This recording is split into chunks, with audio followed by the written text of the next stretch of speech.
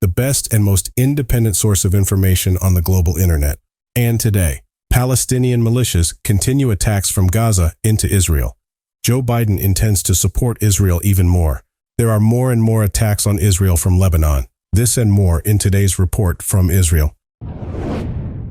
The Al-Qassam Brigades is the militant wing of Hamas. Saraya al-Quds is the militant wing of the Palestinian Islamic Jihad, PIJ. The Al-Aqsa Martyrs Brigades is the self-proclaimed militant wing of Fatah, and the National Resistance Brigades is the militant wing of the Democratic Front for the Liberation of Palestine. In recent events related to the Palestinian-Israeli conflict, these groups have claimed responsibility for various rocket and mortar attacks on Israeli territory. Hamas remains the main actor attacking Israel from the Gaza Strip, but other Palestinian militias have also joined the fight against Israel since the war began on October 7th. Palestinian Islamic Jihad appears to be imitating Hamas's approach of limiting the frequency of attacks to conserve ammunition and prepare for a long-term conflict.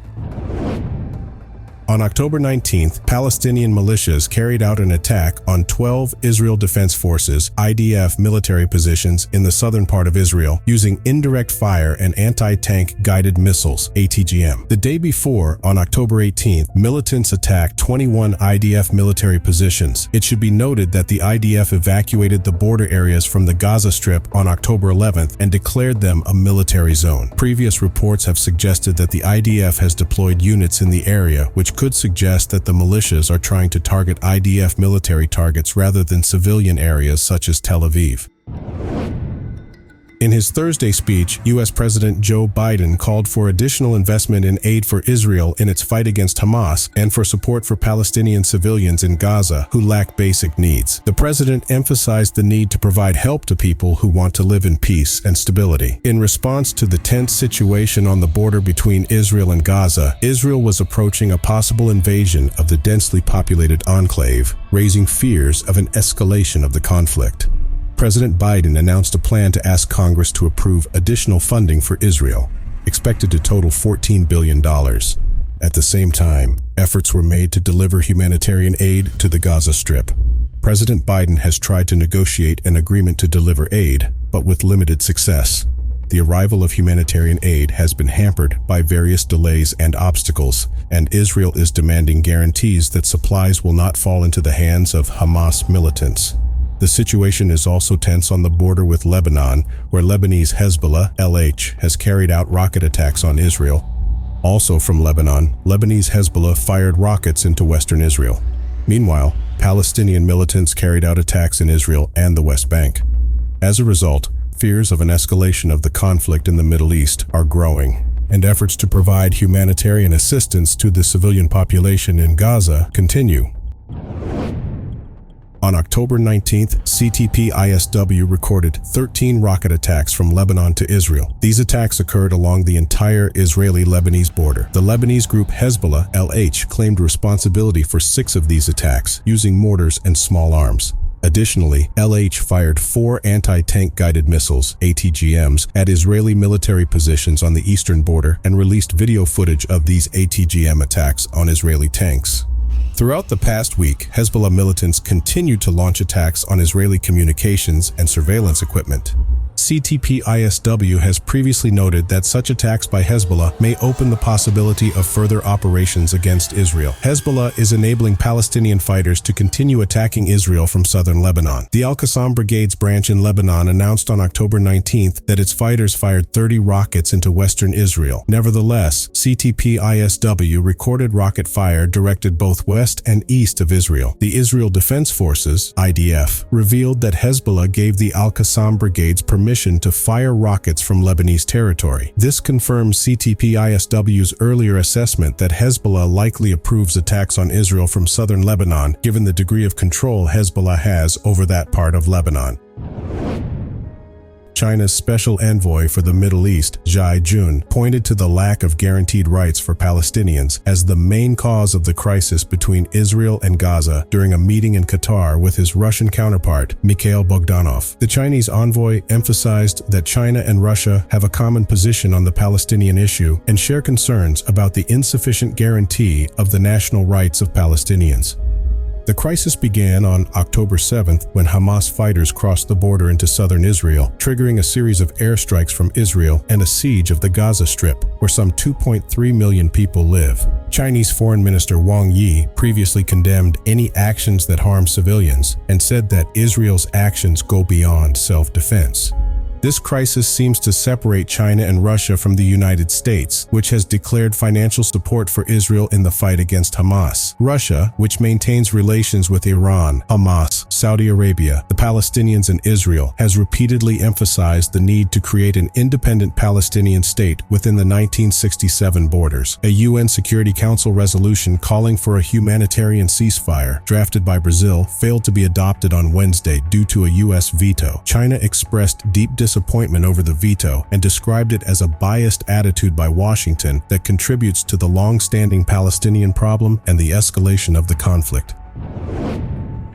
Iran-backed Iraqi fighters in Syria have carried out 3 attacks, including the use of single-directional drones and missiles, targeting U.S. military positions in Iraq and Syria. This is the second day in a row of such attacks against U.S. forces in the Middle East. The Islamic resistance movement in Iraq directed 3 drones towards the Al-Tanf garrison in Syria and 3 unidirectional drones towards the Conoco Mission Support Facility. Iran-backed Iraqi militias also fired an unspecified number of rockets at U.S. forces at the Ain al-Asad airbase in Iraq's Anbar province. The Houthis also launched at least 3 cruise missiles with the potential to attack Israel and 8 drones. The warship USS Carney managed to intercept the missiles. Iran-backed Iraqi and Houthi groups appear to be acting in a way that suggests the United States has crossed its established red lines of intervention in the Middle East conflict, especially in the context of support for Israel. A military spokesman for the Iraqi militia, Kataib Hezbollah, KH, which is backed by Iran, expressed his belief that the United States is playing a significant role in the conflict in Gaza and must face the consequences. KH also expressed its readiness to attack anywhere in Iraq, suggesting that the United States was aware of this possibility. Other factions of the Axis of Resistance have also expressed a similar position since October 7th. The Houthi leader said his forces would respond with missiles and drones if the United States intervenes in the conflict in the Middle East. An Israeli journalist reported that Hamas was trying to carry out attacks on gas platforms in the Mediterranean Sea. Reports indicate that the IDF intercepted several attempts by unidentified militants attempting to attack these platforms with missiles. The Tamar gas field was previously closed by Israel on October 9th following a threat from Hamas, which previously attacked the field in 2014. About 58% of energy from gas fields is used in Israel, and 15.5% is exported to Jordan. Additionally, the Israeli Navy thwarted Hamas's attempts to reach the sea with unmanned mini-submarines that could be used to attack energy platforms.